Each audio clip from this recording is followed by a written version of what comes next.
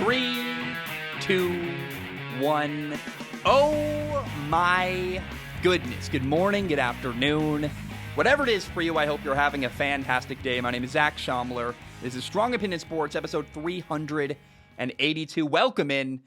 Football's back. Oh my goodness. It was such a good time. And there are words I want to say, just like, yeah, holy fuck, just so awesome. And I had such a blast watching week one. I hope you did too. Now, I want to remind people, I'm one man by myself, right? I write, I record, I edit the show entirely by myself. I cannot cover every single game from NFL Week 1. That's 16 football games. I guess one more tomorrow with Monday Night Football. I'm going to cover as much as I can. Whatever I don't cover today, I will cover on Tuesday. And whatever I don't cover on Tuesday, I will cover on Wednesday. I'm going to be recording all week, hopefully shorter episodes that are easier to watch and listen to. Now, I do want to start today with a thought. And it's a work in progress. I want to, I guess, invite critique and invite discussion and comments. And I want people to write in and comment on what I'm about to say, because for me, it's like a rough draft. What I'm about to tell you and the thought I'm going to share, I thought of it while I was watching week one.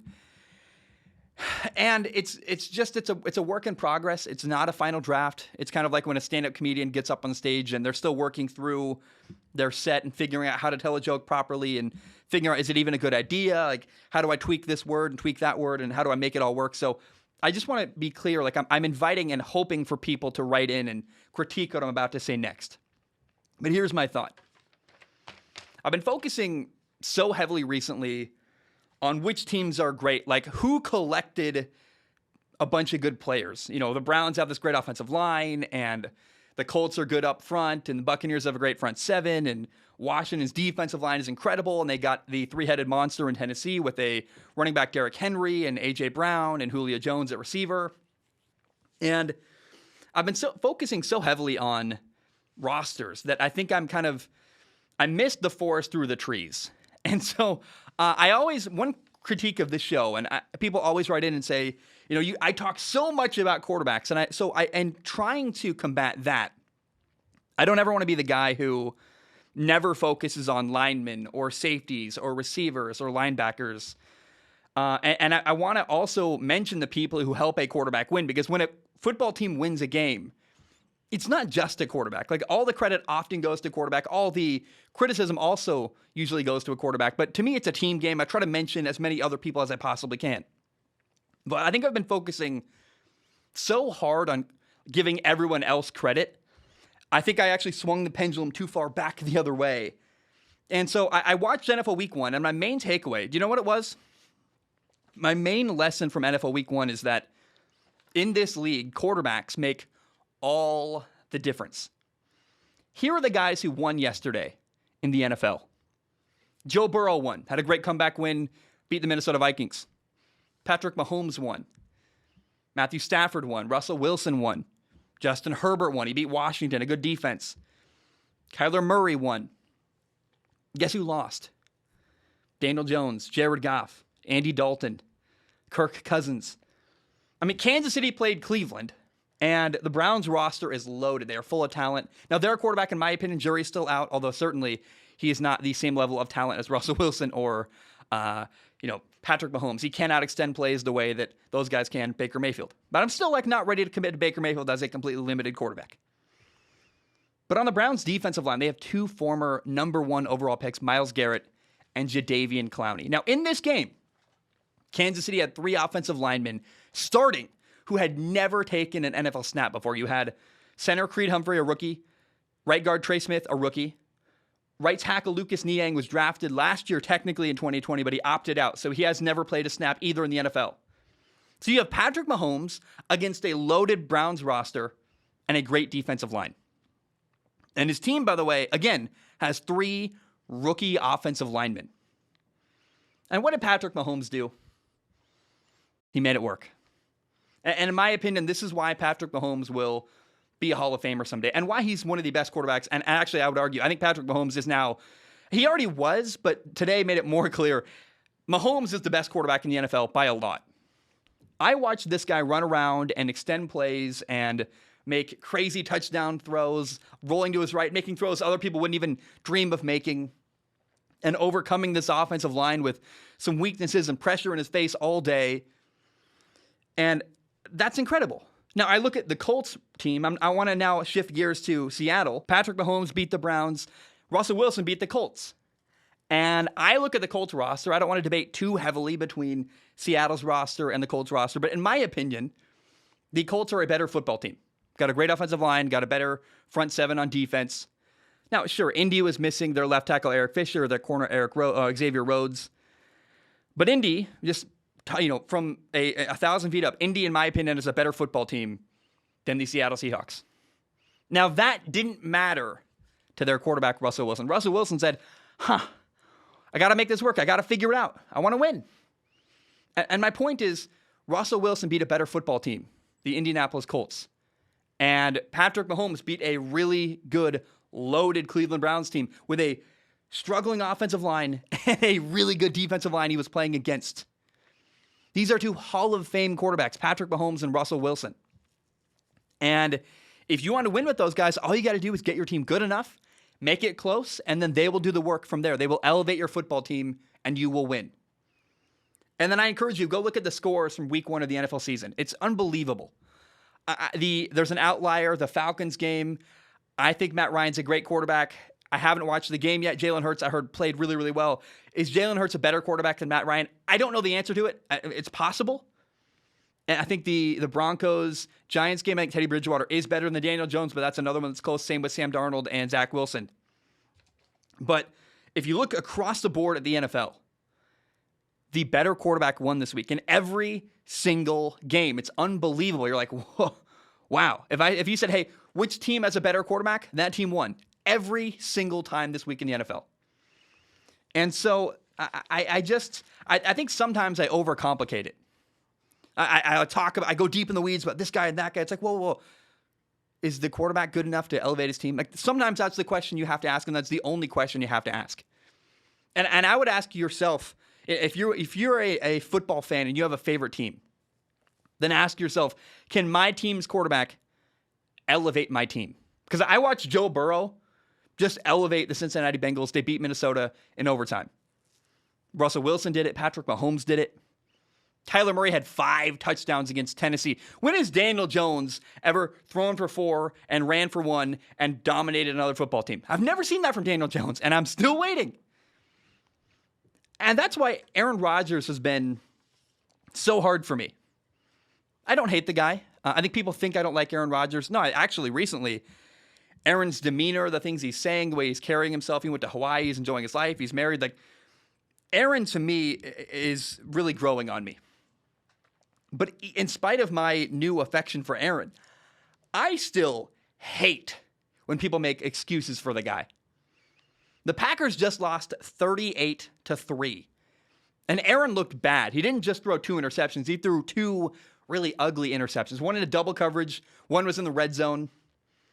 He was 15 for 28 passing. He couldn't escape pressure. He kept plays alive. He tried, but he couldn't. He couldn't create big plays downfield. I watched Patrick Mahomes run around, escape sacks, keep plays alive, throw the ball downfield, make big plays over and over and over again. Aaron couldn't do that. And then I watched Russell Wilson do it. And I watched Kyler Murray do it. And I'm like, man, Aaron couldn't do that. Like, Aaron isn't capable of making that kind of play. And then it's crazy to me. I can't believe when people say, well, all Aaron needs is a good receiver. You know, Aaron, the Packers just need to draft Aaron Rodgers, a receiver, in the first round. Well, I don't know if you watched the Packers game today. I did. Did you know that basically every receiver that played for Jameis Winston with the New Orleans Saints today went undrafted? The only receiver the Saints had on their roster today that was drafted was Ty Montgomery. In fact, weirdly enough, the Green Bay Packers drafted him. He had 1 catch for 5 yards. The guys who had touchdowns, undrafted.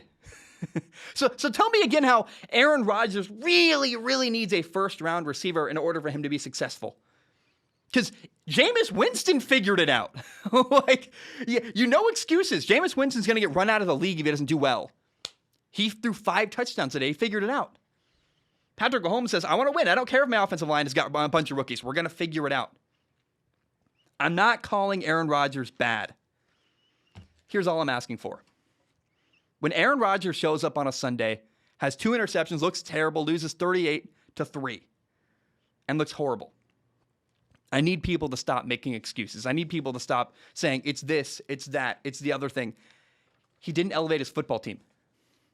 Look, Patrick Mahomes, if he wanted to make excuses, he could have, but he didn't. Russell Wilson, he made it work. He beat Indy. And I know I bounced around a lot in this topic, and I'm just kind of trying to get my thoughts out. But my point is this. If in the NFL, if you want to win, your quarterback needs to elevate your football team. And if you're on a good team, then don't make excuses. Aaron Rodgers went to 2 straight NFC title games and lost on a good football team with Devontae Adams, a great receiver, and a good offensive line, and a good defense, and he lost. And Aaron did not elevate his team in either of those NFC title games. In fact, his defense picked off Tom Brady 3 times last year, and I'm still hanging on to that. I'm like, man, what? Okay. And then Aaron played badly week 1 against New Orleans. And still nobody wants to blame him. I'm like, at what point is it the definition of insanity where we see all these other quarterbacks around the league elevating their team, making play after play, winning with receivers that are undrafted or rookie offensive linemen? Like, I don't care what you throw at Aaron this week. It's like, what's the excuse? He played like crap. That's the only thing you can say. In the NFL, great quarterbacks are expected to elevate their football team. That is how it works. Especially Hall of Fame quarterbacks. So I look at Aaron Rodgers today. He's looking really, really bad. And I got a couple of conclusions if you want. I think if your quarterback sucks, move on. Once you realize, hey, the guy we have isn't capable of elevating my football team to victories, move on. I'm a big Formula One fan. And Formula One, first of all, I think drivers in F1 and quarterbacks have a lot of similarities. There's so few seats. Seats are limited, right? There's a very few NFL quarterbacks in the world, and there's very few Formula One drivers in the world. And Mercedes F1 recently made a move where they got rid of their veteran guy, Valtteri Bottas, and brought in George Russell, a young guy. And why did they do that? Because they realized, hey, Valtteri Bottas has limited potential. And if we need to depend on him to win a title, we're not sure that we can. George Russell, sky's the limit. We need to have a guy who we think can win a title. Once you realize the guy we have is limited, you got to move on. Same with NFL quarterbacks. The other lesson you can take home is if you have a Hall of Fame quarterback, you got to keep them accountable. If your guy, Aaron Rodgers, Russell Wilson, Patrick Mahomes, isn't elevating your team to victory, call him out on it. Like, don't coddle Aaron Rodgers. It drives me nuts. Excuse after excuse after excuse. I'm going crazy with it. And so that's my advice. If your quarterback can't elevate your team, move on. And if you have a Hall of Fame quarterback like Aaron Rodgers, again, hold the guy accountable. Okay, let's dig a little bit deeper into NFL Week 1. Week 1 of the NFL season, the New Orleans Saints beat the Green Bay Packers 38-3. And New Orleans Saints starting quarterback Jameis Winston was the story of the day around the league, in my opinion. First of all, he had 5 touchdown passes. And how many interceptions? 0, a big goose egg. Oh my goodness. Jameis Winston looked really, really good. And I was so happy for the guy. Like, yes, finally Jameis, yes.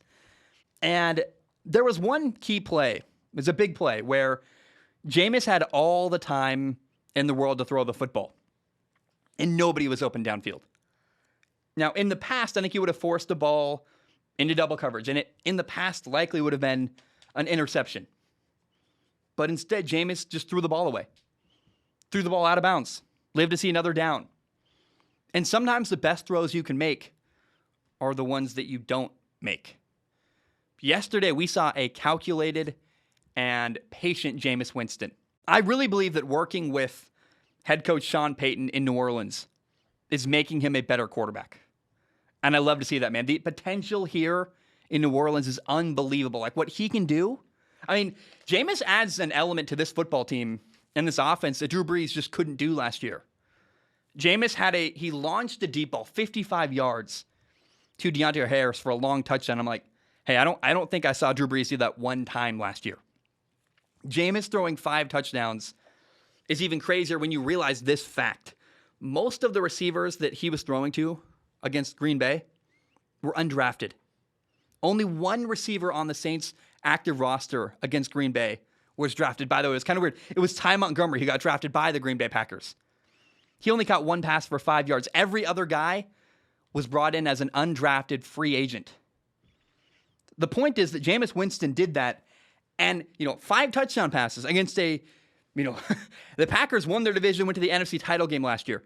Jameis had 5 touchdown passes with, basically undrafted receivers and didn't even have his best guy. Right now, Michael Thomas, their best receiver, is out with an injury. He's coming back at some point. I feel really good and really excited about Jameis Winston. So, now, another thing that's impressive about the Saints season opener is when you realize that the city was just decimated by Hurricane Irma. The team currently is operating out of Dallas. They're living in hotel rooms. Their families are out of school, and, they all got moved. That's another big story here, is overcoming adversity. It kind of reminds me a bit of when the Saints were kind of trying to recover, and the city of New Orleans was trying to recover from Hurricane Katrina.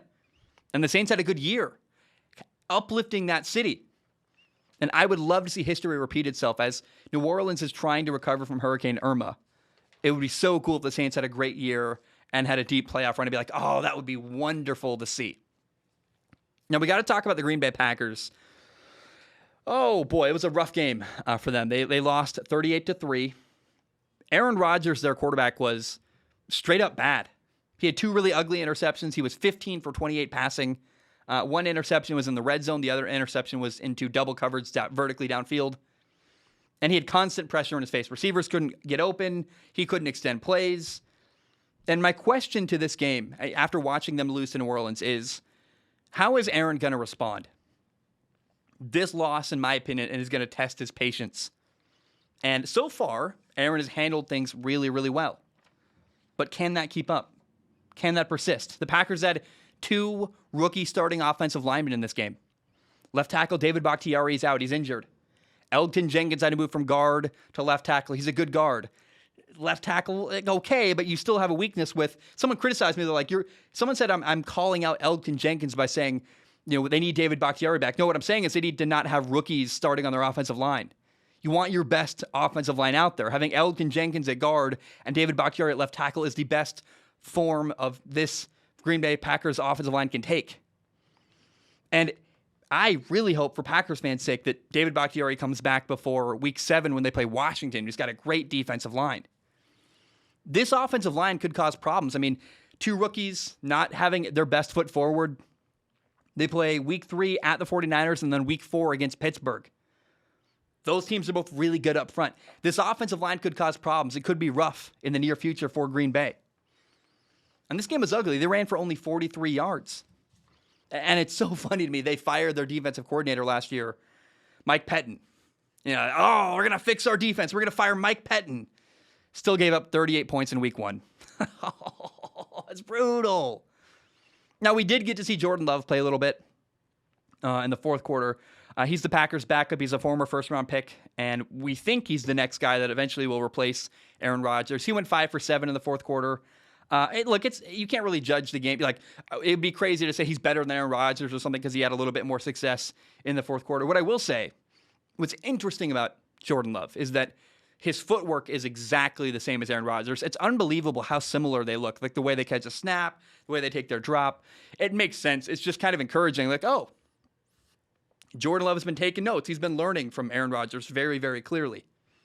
Now, the last thing I want to say about the Packers is this. I found a tweet, obviously on Twitter. You find tweets only on Twitter. Benjamin Solak said this. He said, Aaron Rodgers returning to Green Bay just to sabotage their season is a tremendous conspiracy theory that I am willing to spread. Oh, I love that thought. What if Aaron just came back to spite them and say, you're going to make me play here? I'm going to play terrible. Of course, that's not what's going to happen. He's not going to sacrifice his own career, and he wouldn't do that, but he wouldn't self-sabotage. But that's a funny thought to me. I'm sure everyone thought it. Aaron came back, and he's gonna throw the Packers into oblivion by playing terrible. I don't know. It's just kind of an interesting, fun thought. I'm curious where the Packers go on from here. Again, I wonder about adversity. Can Aaron Rodgers stay positive and happy-go-lucky? He's had a great attitude all year. Will that continue?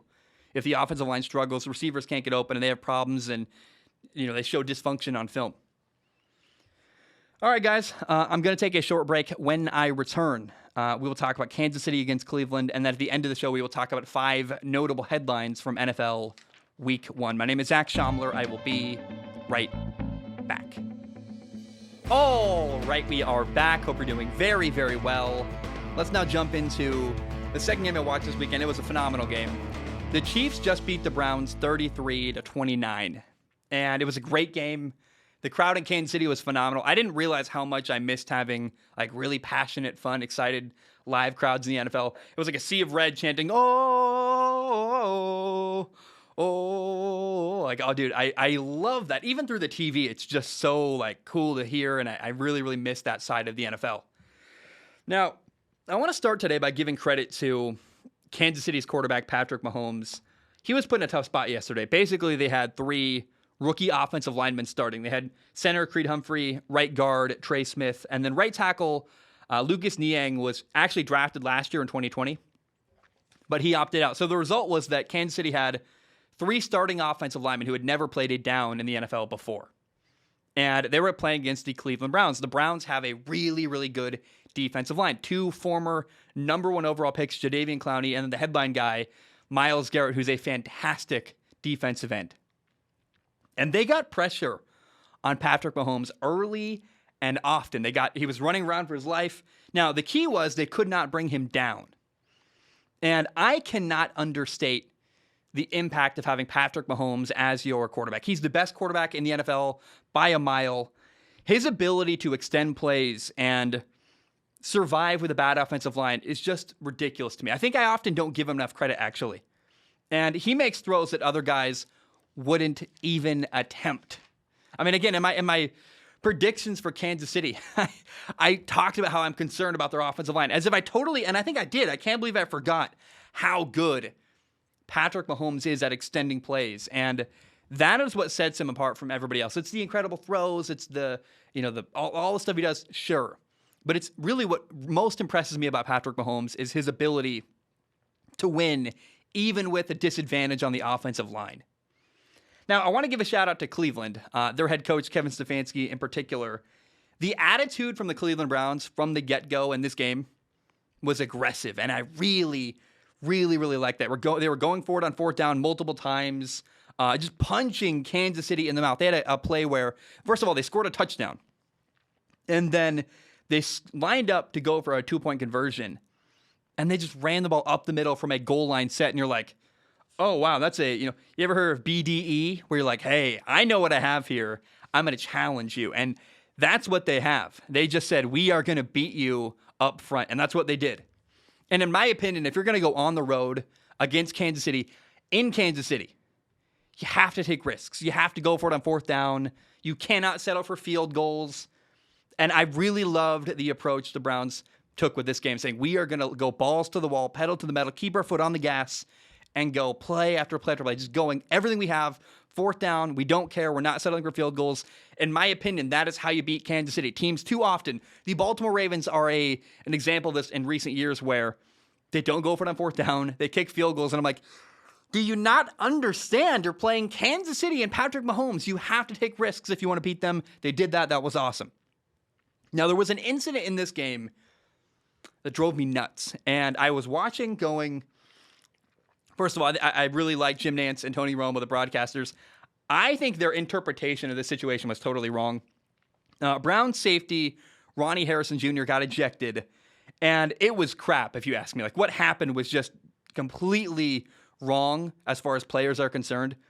So Ronnie Harrison made a tackle on the sideline, and him and the player he tackled were kind of tangled up in each other, and Ronnie Harrison goes to step up and kind of walk away, and he slips and kind of trips and lands on the guy. I get how from afar you could see it looked like he stepped on him, but he wasn't purposely stepping on him. You could clearly see he kind of lost his footing and fell over on the guy and put a foot down. And that was something that a Chiefs coach did not like at all. He took offense to that and got all mad, and he pushed Ronnie Harrison. A coach pushed an NFL player. And then Ronnie Harrison, heat of the moment, pushes the guy back. So a Kansas City coach pushed a player, and the player pushed him back. And Ronnie Harrison, the player, got ejected for that. By the way, the coach did not, which is crazy to me. If you want to punish Ronnie Harrison, fine. But at least get rid of the coach, too. You got to toss both people, minimum. But what I think really should have happened is nothing. Like, why do we have to punish people? Why do we have to eject a player for pushing a coach? It's a quick moment. It's heat of the moment. Two guys are really, really aggressive in the moment. A lot of testosterone going on. I would have just said, hey, here's a warning. Don't do it again. But what's even more crazy is he's a good player. Ronnie Harrison Jr. is a starting safety for the Cleveland Browns.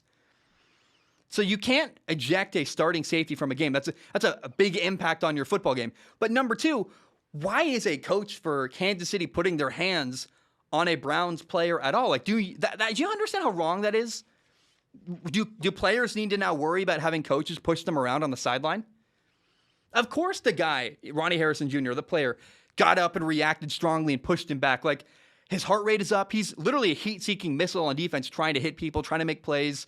How do you turn that off instantaneously and have clear state of mind to go, oh, I'm in the middle of a physical act. Did that coach just push me? I shouldn't push him back. The fact that Ronnie Harrison got kicked out, I understand. Like, normally I'm a guy who's like, yes, you can't make that kind of mistake. But it's like, where is the accountability for the coach? It's so wrong to me that Ronnie Harrison got punished. The other team didn't, and it hurt the Cleveland Browns. Their starting safety was out of the game. Really weird to me. I think ejecting him was kind of soft for the NFL, actually, especially since the coach started it. Like, Ronnie Harrison Jr., what did he really do? He tried to get out of a tangle. He slipped, took a false step, landed on a Kansas City Chiefs player, and then he gets pushed. And of course he's mad about that. So I thought it was total hogwash. I'm like, what are you talking about? Kicking him out of the game? Totally wrong. So the Browns lost their starting safety. By the way, their backup, Grant Delpit, was also inactive. So Cleveland ended up with a third-string safety in this game because of this dumb incident that it's like, again, the thing I can't get over is coaches should not be allowed to push players. Like, how wrong is that? And then he gets just so crazy to me. Now, they lost their starting safety, Ronnie Harrison, got kicked out of the game. Their left tackle, Jedrick Wills, hurt his left ankle. He left the game early. Also, Odell Beckham Jr. did not play. Odell Beckham Jr., their star receiver. He tried out his knee in pregame warm-ups. He's recovering from an ACL tear. He didn't feel right. He didn't play. I think that's the right move for Cleveland. It's better for him to come back in next week or week 3 or week 4, down the road, whenever he comes back. I would rather, if you're a Cleveland Browns fan, it's better for your football team that he comes back when he's totally healthy. If I'm the coach of the Browns, I'm looking at it this way, like, it's better to have OBJ back and healthy than try to rush him back and hurt him again or re-injure him or not put him out the right way. So I think what they did there, the way they managed OBJ, was really, really good. Still, though, you look at Cleveland in this game now against Kansas City on the road. They're down a safety, Ronnie Harrison, a left tackle, Jedrick Wills, and a receiver, Odell Beckham Jr. Not good. Like, you can't lose 3 starters and expect to beat Kansas City on the road. So I think personally the Browns could win a rematch. Now, as it went, they handed a late lead to Kansas City. It's pretty wild. In a matter of like 3 minutes, I think it was 3 minutes and 6 seconds to the T, you had a Kansas City touchdown, a one-play drive. Mahomes extends a play, launches it deep, beats the safety. Tyreek Hill scores a touchdown. You're like, oh my goodness, that's unbelievable. And then Cleveland goes 3 and out. They're punting. Punter's on his own 15-yard line, drops the snap. You're like, oh no. And so it gave Kansas City the ball, down 2 points on the 15-yard line. You're like, man, wow, way to hand Kansas City an advantage right there. And the game changed so quickly. In a matter of 3 minutes, Kansas City scored 2 touchdowns, took a lead. Now, Cleveland had a shot to win. They had the ball down 4 points with 2 minutes and 49 seconds left. Now, context matters here because the Browns had a chance to win the game. Baker Mayfield could have had the game-winning drive, and I understand that. And a lot of people will not listen to context and say Baker threw a pick at the end of the game on their, quote, chance to win the game drive. But let's be clear about this interception Baker Mayfield threw. Baker Mayfield throws an interception, cost him the game. He was moving in the pocket, trying to keep the play alive, trying to avoid a sack. And ultimately, I think he's trying to throw the ball away. He throws the ball to the sideline. He doesn't get enough on it. He's getting hit as he throws, and he just didn't get enough on the ball. and the ball did not get all the way out of bounds, got picked off. And again, everyone, it's unfortunate, is going to remember this interception and blame Baker. Oh, Baker threw a pick at the end of the game, they lost. And people are going to forget, I think, how good Baker played all game. He had a play early in the game where he's rolling left, flipped his hips, launched it vertically, or launched it across the field to the right. You're like, man, he looks really good. And I thought Baker played fantastic all game. And what's really sad about this interception that kind of sealed the game for the Browns is that he didn't even make a bad decision. Like, on paper, if you're a quarterback coach, normally trying to throw the ball away is a good and safe move. You would go, hey, avoid the sack, throw the ball away, great move. He just couldn't, he's getting hit as he threw, he couldn't get enough on it, got picked off. It's so unfortunate, and what's really sad is that people are going to remember it without the context of how it happened. It's like, oh, no. And all year, people are going to say, well, Baker threw the game-ending interception against Kansas City and didn't have a touchdown pass. It's like, well, they got the ball. They had long, like 9-play drives over and over again. They ran the ball for 4 touchdowns. But Baker threw for like 300 and something yards. Like, he had a great game, and it's sad that people are going to remember it, in my opinion, the wrong way. So, honestly, to me, this game validated what I already believed about the Cleveland Browns, which is that they're really good. They had a late lead on the road in Kansas City. And I think Browns fans should feel encouraged where, like, don't forget how bad things were 3 or 4 years ago. Like, Browns fans are not people who can complain about, oh, we lost to Kansas City. Like, no, shut your mouth. Crocodile tears for me. Like, be happy you're winning it all. And this year is going to be really, really good. Now, even though this is a tough loss, let's not pretend the Browns season is over. Cleveland is likely going to need to go to Kansas City again later this year, probably in the playoffs at some point. And winning a game like this in Kansas City is so rare.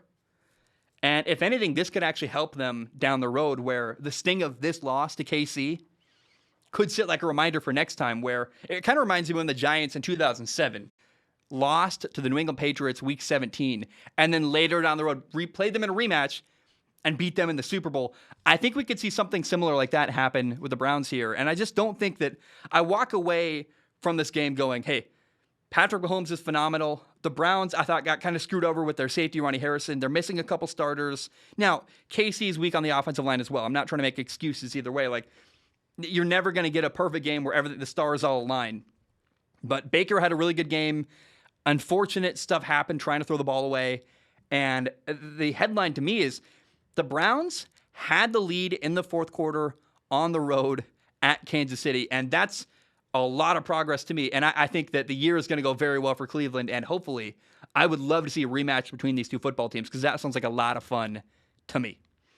All right, guys, I'm going to take a short break. When I return, we'll do 5 notable storylines from week 1 of the NFL and then talk about college football. My name is Zach Schomler. I will be right back.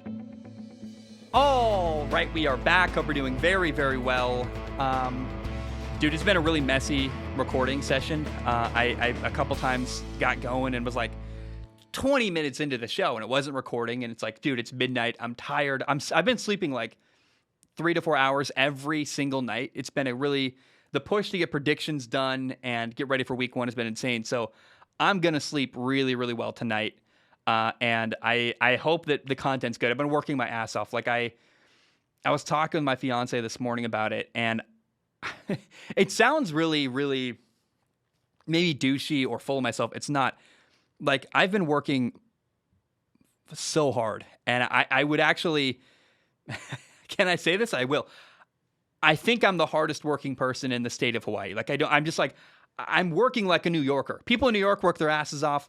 I'm doing that kind of work. People here are very like slow, easygoing, go to the beach.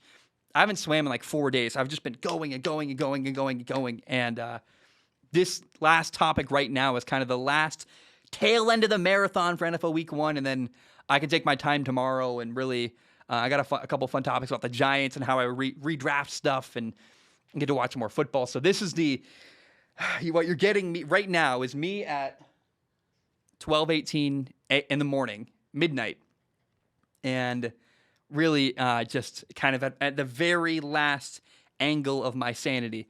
I want to talk about this because something happened in week 1. Not something. There were 5 things that happened. There were 5 notable things I saw during NFL week 1. Things that caught my eye I want to talk about. Number 1 was Russell Wilson and Seattle. They beat the Colts 28-16. Oh, guys. Oh, man. I might have underestimated how much Russell Wilson can elevate Seattle. Which is funny. Like, I always say how underappreciated I believe Russell Wilson is. I always say, like, hey, Russ does not get the respect he deserves. And then I didn't follow my own rationale. In my prediction, I had them going, 6-11, and him not being able to elevate his football team. Like, he's a Hall of Fame quarterback. What we saw week 1 against Indianapolis was him elevating his football team. I have this ingrained image in my head of him launching that deep touchdown pass to Tyler Lockett and going, yeah, like he was so happy and he rallied his troops. And gosh, man, I don't know. I think my Seattle Seahawks 2021 NFL season prediction might end up being one of my legendarily wrong moments, akin to the pre-draft video and take on Justin Herbert. Like, it might be one of those moments that lives in infamy and people always give me crap for, and that's fine. You win some, you lose some. If you make as much content as I do, you're going to strike out sometimes. And I think I'm starting to, I'm not going to give in yet. I won't fully admit I was wrong until week 8 or 9. I want to get all the information. We'll see how things go, but I'm already sweating really, really hard on my prediction. I'm like, oh, man. I mean, I did literally acknowledge during the topic. I'm like, I ended up on this conclusion. I know I'm alone on this island. I must be crazy. I tried to acknowledge that during the topic, and gosh, people have been so mean to me. Whatever, man. I made a prediction. It looks like I'm probably wrong. And I don't know. I had to acknowledge that. I really had fun watching Russell Wilson today. Now, I do think it's interesting. The Colts did not have their corner, Xavier Rhodes, their left tackle, didn't play. There was a play where Jamal Adams had a sack off the edge. It got called back, actually, because Jamal Adams is offsides.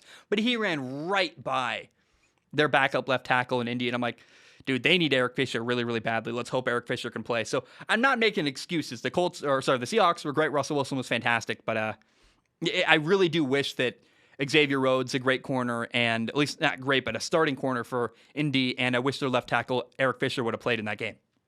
Now, thing number 2 that I saw the Giants lost to Denver. I didn't watch the game. I watched the highlights to watch Teddy Bridgewater, see if he looked okay. But I want to acknowledge, I only looked at the box score of this game, and then I watched the highlights. So I'm going to sit down tomorrow, watch the game in full between Denver and New York. But I got to say, man, I am so glad the Giants got Saquon Barkley back, because where else would they have been able to find somebody to carry the ball 10 times for 26 yards? I'm like, it's not like they could have drafted a running back in the 3rd round that could have made a big impact. No. They had to draft Saquon Barkley, number 2 overall. Didn't we see the impact of Saquon Barkley yesterday? Come on. Linemen win games, dude. It's unbelievable to me how people don't understand, without a good offensive line, a star running back is useless. I'm not denying the talent Saquon Barkley has. But that pick, I look back, and Saquon Barkley was the wrong move, because he's been hurt. He can't carry a team. Like, he needs a good offensive line, and the Giants don't have that. So, kind of fun snarkiness that, like, really, 10 carries, 26 yards. We'll see how the year goes. But right now, I'm like, I nailed my Giants prediction. Now, number 3, Teddy Bridgewater. Haven't watched the game, watched the highlights to get a feel of how he played, but my friends say he played really well. Teddy Bridgewater, his stat line is 28 for 36, 255 yards, 2 touchdowns, no picks, a goose egg. And the Giants have a pretty solid defense. So I want people to open their mind, open your heart, leave it open in your heart for the possibility that magic could happen. We have seen Trent Dilfer won a Super Bowl, and Jimmy Garoppolo led his team to a Super Bowl. Jared Goff led his team to a Super Bowl. Like, didn't win, but they got to one. Bad quarterbacks or average quarterbacks get to Super Bowls actually quite frequently. Look at Jared Goff. You look at Peyton Manning in his final year. Peyton Manning, that final year with the Broncos when he won a Super Bowl, Peyton Manning was not prime Peyton Manning at all. And Nick Foles won a Super Bowl with a great football team. Like, we see bad or average quarterbacks get to and sometimes even win Super Bowls. So the dream stays alive for Teddy Bridgewater, in my opinion. He could win a Super Bowl in Denver because the roster there, I just have so much respect for the way that football team is built. And I go, look, Teddy Bridgewater could pull it off. He could win a Super Bowl. Say I'm on drugs, say all the mean comments you want. I don't really care. Their roster is loaded. And Teddy, if he is good and consistent and plays the way he did, I saw a little bit of the tape. I haven't watched all of it. I watched a couple highlights. That's it. But I was like, that's a good throw. That's a good throw. Teddy looks in command. Like, I'll watch that game tomorrow. But I don't feel great. But it's definitely on the table that Teddy could have like a magical year and run the table and they could win a Super Bowl in Denver. Number 4, Matthew Stafford had a monster game on Sunday Night Football. So fun to watch. He is really going to elevate the LA Rams football team. The gap between Jared Goff and Matthew Stafford is unbelievable. And people, I think tonight was an example of people starting to realize that, oh, wow, all right. Matthew Stafford's fantastic. He was 20 for 26, 321 yards, 3 touchdowns, no interceptions. I think he's going to have a big game next week as well on the road at Indy. Indianapolis has a weakness at corner. So, man, people just do not realize how fantastic Matthew Stafford is. I have him making the Rams a Super Bowl contender. And I think we saw evidence of that week 1, Sunday Night Football against the Chicago Bears. He was fantastic. Now, notable story number 5. The Texans beat the Jaguars 37-21. Trevor Lawrence had 3 interceptions. It was an ugly game. I predicted Houston would win. And now, honestly, I'm kind of worried, actually. I over-dramatized it. I'm like, oh, this is their best chance. They might eke out a victory against Jacksonville.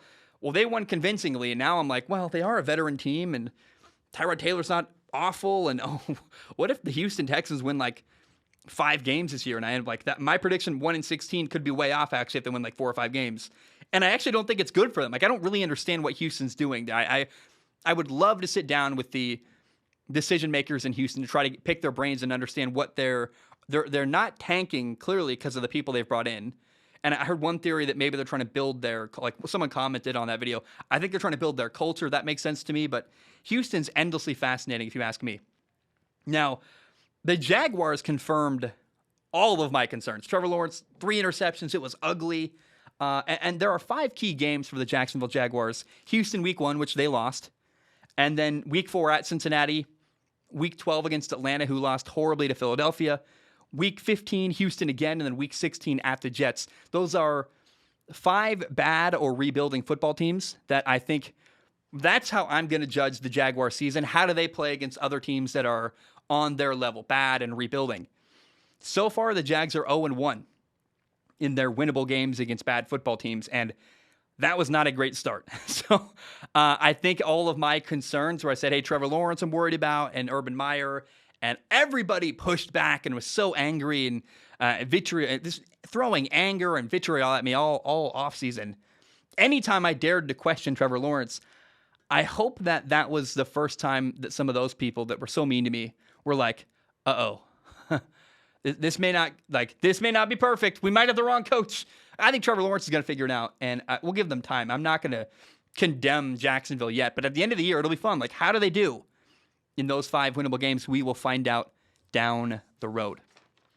Okay, Saturday in college football, number 12 Oregon beat number 3 Ohio State. I had to talk about this a little bit. I think I might watch the game. I watched some of it. I skipped around. I want to watch it in detail later in the week if I can find time.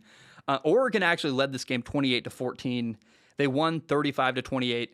It's a cool story, but what stands out to me about this game and why it's worth talking about, in my opinion, is that the college football playoff is expanding. And one criticism people have is, don't let 12 football teams into the college football playoff. You're going to ruin it. And people say, like, hey, the number 12 team in the nation cannot possibly be competitive with a top team in college football.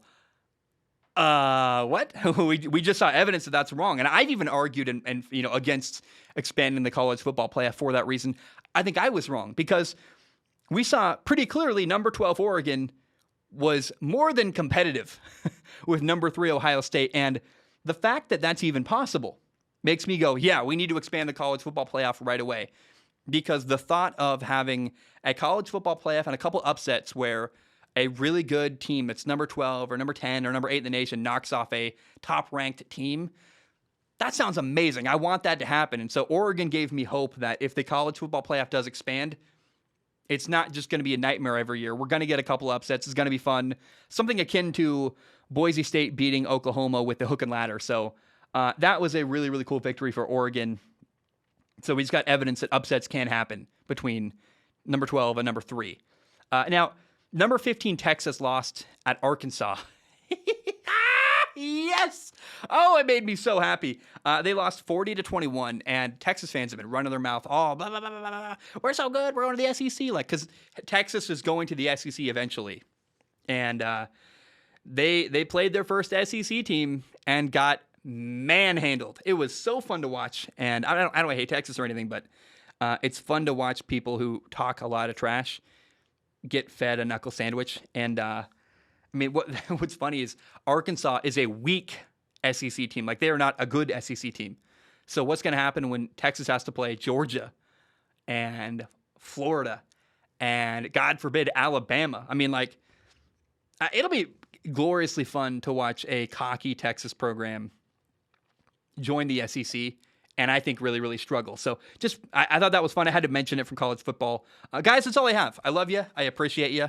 It is 12:30 in the morning. So I am going to, it's when I tried to, on the show, say like yesterday, because for me, it does feel like yesterday where I took like a 20-minute shower, which is basically a nap. And then I got to work on the show. I watched football, took a nap and not even a nap. I guess I took a shower, which is like I take a cold shower, resets your day for me.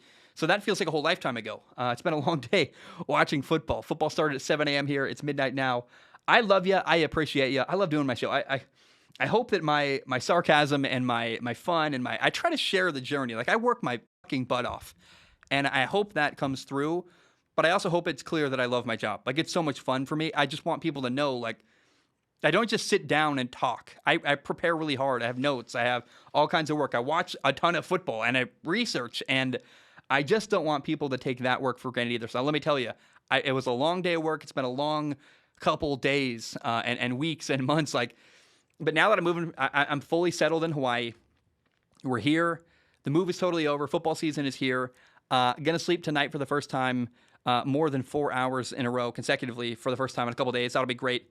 And then I'm going to settle into a rhythm, and I'm really excited for this year, trying to work on my sleep schedule, trying to do better. Anyway, I'm rambling now. I love you. I appreciate you. Enjoy the show. I will see you tomorrow. And bam, we are done.